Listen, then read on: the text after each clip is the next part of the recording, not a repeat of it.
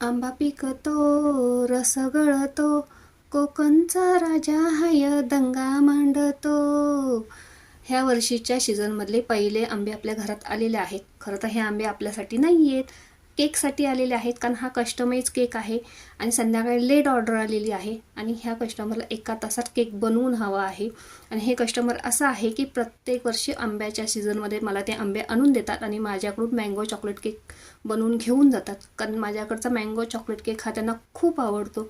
त्यांनी urgent order हवी आहे म्हणून आंबे मला त्यांनी आणून दिले. केकला आयसिंग करताना त्याच्यामध्ये मी चॉकलेट सिरप, चोको चिप्स आणि आंब्याचे छोटे छोटे तुकडे टाकून घेतले आणि छान केक असा इथे बनवून घेतलेला आहे.